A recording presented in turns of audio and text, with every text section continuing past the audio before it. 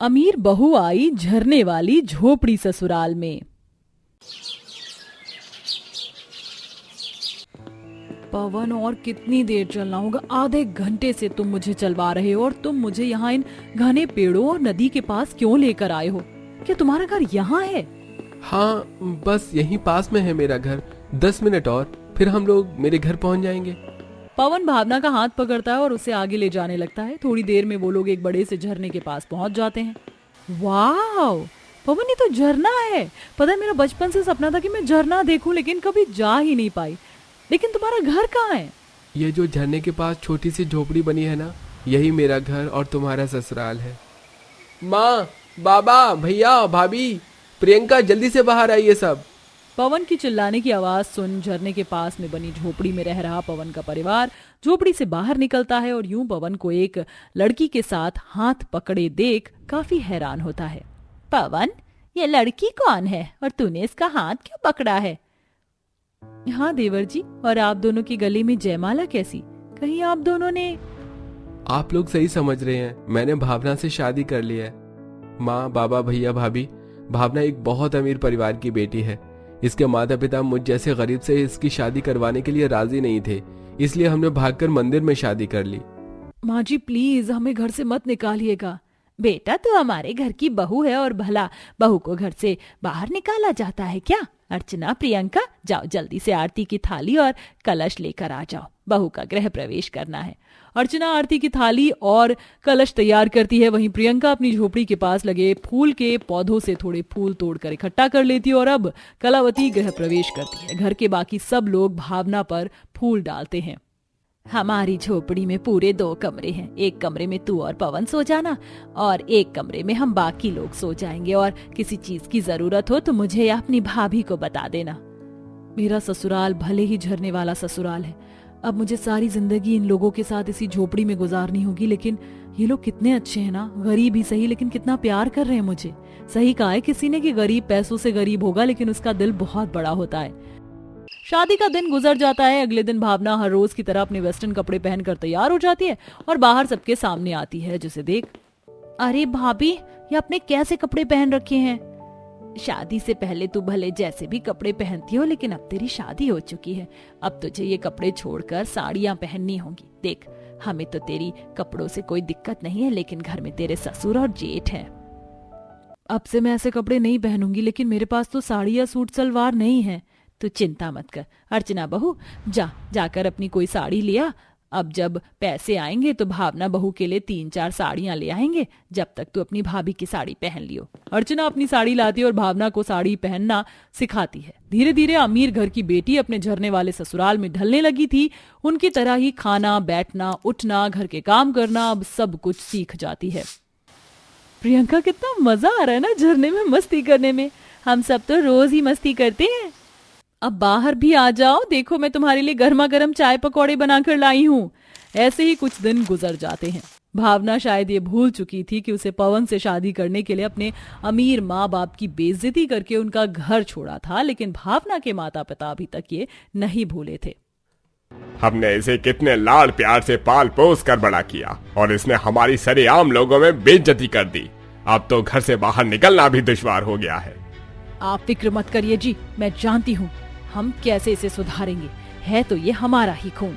भावना की माँ कुछ लोगों के जरिए एक दिन में अपनी बेटी के ससुराल का पता लगा देती है और अगले दिन सीधा अपनी बेटी के झरने वाले ससुराल में जा पहुंचती है। आप यहाँ ऐसे अचानक? बेटी, तू तो हमें भूल गई, लेकिन माँ बाप अपनी औलाद को कभी नहीं भूलते। अब क्या दरवाजे पर खड़ा रखेगी या अंदर भी बुलाएगी? भावना अपनी माँ को अपने गरीब ससुराल वालों से मिलवाती है। भावना बेटा, तुम्हारा ससुराल तो तुम्हारे बाथरूम से भी ज्यादा छोटा है ना यहाँ बैठने के लिए ढंग की कुर्सी टेबल है, ना सोने के लिए आरामदायक बेड।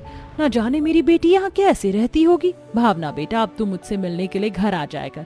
तेरे पापा भी तुझे बहुत याद करते हैं। अब मैं चलती हूँ। अपनी बेटी के ससुराल का मजाक उड़ाकर ममता वहाँ से चली जाती है, लेकिन भावना कुछ नहीं कह पाती और अगले दिन अपने मायके जाती है। क्या हालत हो गई है मेरी बेटी की। ये कैसे तूने फटी पुरानी साड़ी पहनी है? कहाँ तू पहले इतनी अच्छी अच्छी ड्रेस पहनती थी, घूमती थी, फिरती थी, लेकिन अब देख, तुझे क्या अपने फैसले पर पछतावा नहीं होता?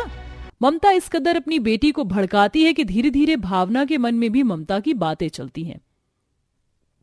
माँ कह तो ठीक रही थी, मेरे ससुराल और मेरे मायके में कितना फर्क है। वहां सब कुछ बैठे बिठाई होता है और यहाँ तो एक वक्त की रोटी खाने के लिए कितनी मेहनत करनी पड़ती है। कुछ दिन गुजरते हैं और आज भावना फिर अपनी माँ से मिलने अपने मायके जाती है।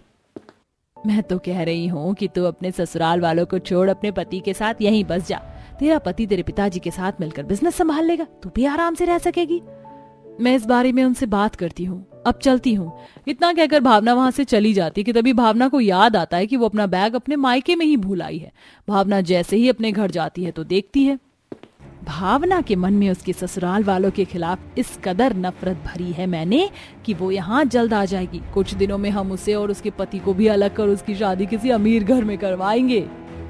मुझे यकीन नहीं हो रहा कि मेरी सगी माँ ही मेरा घर तोड़ने में लगी है। माँ, आपने बहुत मेरे गरीब ससुराल का मजाक उड़ाया है, लेकिन अब और नहीं। अब मैं अपना गरीब झोपड़ी को महल में बदलूंगी। भावना अपने ससुराल आती और सब घर वालों को इकट्ठा करती है। आखिरकार कब तक हम सब लोग इस झोपड़ी में अपना गुजारा करेंगे? हम सभी को मिलकर मेहनत करनी होगी और जल्द से जल्द इस झोपड़ी को एक महल में बदलना होगा ताकि हम सब लोग सच में एक अच्छी जिंदगी जी सकें। आप सही कह रही हैं। ये बात कब से मेरे मन में थी। बहुत कर ली हमने मेहनत मजदूरी, बहुत पेट को मार मार के खाने को बचाया है, लेकिन अब और नहीं। मेरे पास एक तरकीब है। हमारे झरने का पानी बहुत साफ सुथरा ताजा होता है, क्यों ना इन्हें बोतल में भरकर बेचें। आजकल तो वैसे भी झरने का पानी काफी ज्यादा महंगा बिकता है, इससे हम काफी पैसे कमा सकते हैं। भावना का जेठ सुधीर भावना के कहने पर प्लास्टिक की बोतल में झरने का ताजा पानी भरकर बेचता है, जो पीने वालों को काफी पसंद आता है। वहीं अब भावना अपनी सास के साथ एक फार्म में खेती करती थी, जहाँ काफी नई और आसान तरीके से सब्जियों की खेती की जाती थी, जिसे देख हमारे घर के बाहर कितनी सारी खाली जगह है, तो क्यों ना हम भी वहाँ इसी तरह की खेती करें। इससे हम थोड़े और पैसे कमा सकते हैं। इस तरीके को जारी रखते हुए भावना अपने झरने वाले झोपड़ी के पास खेती करती है और कुछ दिनों में थोड़ी बहुत सब्जियां उगनी शुरू हो जाती है, जिसे बेचकर वह थोड़े और पैसे कमाने लगते हैं। भाभी, मुझे आज एक कॉल सेंटर पर जॉब मिल गई है, अब तो मैं भी पैसे कमाऊंगी। और मुझे एक डिलीवरी बॉय की दिन में 4-5 डिलीवरी करनी होंगी और एक डिलीवरी के लिए मुझे 5,000 रुपए मिलेंगे। इतनी बड़ी खुशखबरी सुन भावना काफी खुश होती है और अब सब लोग धीरे धीरे कर अपना घर बनाने के लिए पैसे जोड़ने लगते हैं। भाभी, ये इतने सारे लोग झरने के पास क्या कर रहे हैं? जब मैं घर का राशन लेने के लिए बाजार गई तो वहां पर मुझे कुछ लोग दिखे जो घूमने के लिए आए थे। जब इन्होंने मुझसे कोई घूमने की जगह पूछी तो मैंने इन्हें इस झरने के बारे में बताया, तो ये लोग यहाँ पर आए और इसके बदले इन्होंने मुझे पैसे भी दिए। ये तो आपने बहुत अच्छा किया।